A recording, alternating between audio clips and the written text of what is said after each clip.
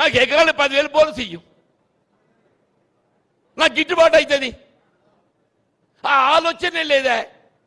అంటే ఎక్కడికొచ్చి రైతులు ఏ విధంగా దగా చేయాలి తప్ప ఇంకో ఆలోచన లేదని చెప్పి ఒక రైతే కాదే, నువ్వు ఏ వర్గమైనా తీసుకోవా, ఇది ప్రజాపాలన పేరట ఇది ప్రజా వంచల పాలన కొనసాగుతుంది. ప్రజా వంచల పాలన చెప్పంటుండే. మన రేవంత్ రెడ్డి గారు మాట చెప్తుండు వాళ్ళ పరేడ్ గ్రౌండ్లో, నేను ఆడబిడ్డలందరూ కోటీశ్వరులు చేస్తా. అబ్బ కొడుక,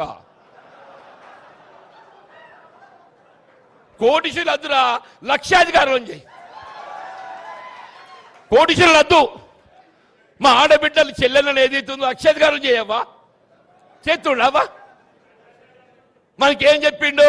2,500 రూపాయలు ఇస్తాడు, ప్రతి ఆడబిడ్డకు 2,500 ఇస్తా అని చెప్పినా చెప్పలేదవ్వా? 2,500 అంటే 12 మాసాలకి ఎంత అవుతుంది? 30,000 అవుతుంది. 5 సంవత్సరాలకి ఎంత అవుతుంది? 5 × 30,000 1,50,000 రూపాయలు అవుతుంది. మా కోటి వద్దు, నువ్వు చెప్పిన 2,500 లెక్క చొప్పులు ఏదైతుందో 5 ఏళ్లకు 1,50,000 ఇయ్యని ఆయన అంటున్నాను. ఇంతకంటే ఏం చెప్పాలి? ఇంతకంటే ఏం చెప్పాలి అంటున్నాను. 4,000 అంటాడు. కేసీఆర్ గారు ఏదైతున్నదో ఉమ్మడి రాష్ట్రంలో 200 రూపాయల పెన్షన్ను 2,000 చేసిండు. కేసీఆర్ గారు ఉమ్మడి రాష్ట్రంలో 200 రూపాయల పెన్షన్ను 2,000 చేసిండు. నువ్వు 2,000 4,000 చేస్తా అంటున్నావు. ఆ 4,000 కాదురా, అసలు 2,000 అర్హత గల వారికి అందరికీ ఇయ్యు. 4,000 వచ్చే తర్వాత మాట్లాడదాం. మా బీడీ కార్మికులు ఆడబిడ్డలు ఇక్కడ వేమరాళ్ళ సిరిసిల్ల ప్రాంతంలో అత్యధికంగా ఉంటారు. ప్రొవిడెంట్ ఫండ్ కట్ అవుతున్నా కానీ ఏది ఇస్తుందో ఇవాళ ఇంతవరకు ఏది ఇస్తుందో అదనంగా ఒక్కరికి బీడీ పెన్షన్ ఇవ్వలేదు చెప్పంటున్నాయి. మా వృద్ధులు ఇవాళ ఏదైతే ఒంటరి మహిళలు, ఇవాళ వికలాంగులు, నువ్వు 4,000 పక్కన పడాయి. ఆ 2020 మన 2 జూన్ ఏదైతుందో తెలంగాణ అవతల దినోత్సవం అందరూ సంబరపడ్డాం అన్న. రేవంత్ రెడ్డి ఏదో మాయ చెప్తాడు, ఈ 2 జూన్కి ఏదో కొత్త పెన్షన్లు ఇస్తాడు అని చెప్పి అందరూ ఆశపడ్డారు సార్. ఊరి ఆ కొత్త పెన్షన్ పక్కన పెట్టు, ఆ అమలే పెన్షన్లకు ఏదైతుందో ఐరిష్ టెస్ట్ కొత్తగా పెట్టిండు. నీ కళ్ళు కనబడుతున్నాయా? నిజమా అబద్ధమే? పెట్టినా పెట్టలేదా? అరే అంటే ఇది ఏంది? ఐరిష్ టెస్ట్ ఎందుకు? ఉన్న పెన్షన్లు రద్దు చేయడానికి, కొత్త పక్కన పెట్టు, ఉన్నాయి రద్దు చేయడానికి. మీరు ఏదైనా తీసుకోండి చెప్పంటారు, ఏదైనా తీసుకోండి.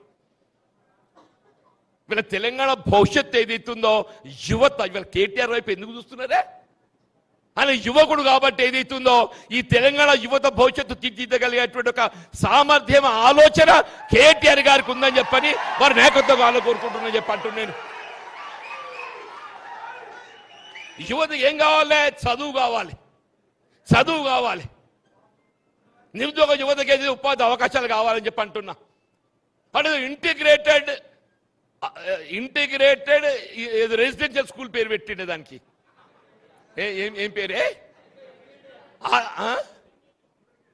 ఏంటమ్మా ఇంటిగ్రేటెడ్ ఏదో పెట్టిండు, ఇంటిగ్రేటెడ్ రెసిడెన్షియల్ స్కూల్ అని పెట్టిండు. అసలు నీ ఆ ఇంటిగ్రేటెడ్ రెసిడెన్షియల్ స్కూల్ విధి విధానం ఏంటి చెప్పాయా? దాని అడ్మిషన్ ఎట్లా ఉండబోతుంది చెప్పు. దాని అడ్మిషన్ ప్రక్రియ ఎట్లుండో చెప్పాలని చెప్పద్దే? బోధకులు ఎవరు చెప్పాలని చెప్పద్దా? వీళ్ళు కేసీఆర్ గారు ఏదైతే సమాజంలో ఉన్నట్టుగా బలహీన వర్గాలు, దళితులు, మా గిరిజనులు, అల్పసంఖ్యాక వర్గాలకు ఏదైతుందో విద్య ప్రోత్సహింపజేయాలని చెప్పని ప్రత్యేకంగా 1,000 గురుకులాశ్రమ పాఠశాల ఆరంభించిన 1,000 గురుకులాశ్రమ పాఠశాల. నువ్వు ఏ నియోజకవర్గంలో పోవే జ్యోతిబా పూలే గురుకులాశ్రమ పాఠశాల ఉందా లేదా?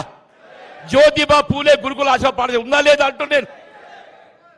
గిరిజన గురుకులాశ్రమ పాఠశాల, SC residential school, minority residential school ప్రతి కాడ పెట్టిండి అని చెప్పంటున్నాను. ఇదంతేంది? ఇలా రేవంత్ రెడ్డి కుట్ర ఏంటంటే ఇవన్నీ కనబడితే కేసీఆర్ కనబడతాడు. ఇవన్నీ కనబడితే ఎవరు కనబడతారు? కేసీఆర్ కనబడతాడు.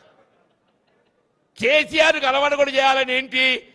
ఈ young India integrated residential school, young India integrated residential school అనే ఒక ఆలోచనలో ఇవన్నీ పట్టుకపోయి ఇవాళ కేంద్రీకృతం చేసి అక్కడ ముద్ద పెట్టాలన్నా చెప్పండి. ఇది కొత్త స్కూల్ కాదు. ఇవాళ 30 మాసాలు గడుస్తుందా, ఒక్క కొత్త స్కూల్ పెట్టిండా? ఒక్క కొత్త స్కూల్ పెట్టాడే వీడు పెట్టాడు.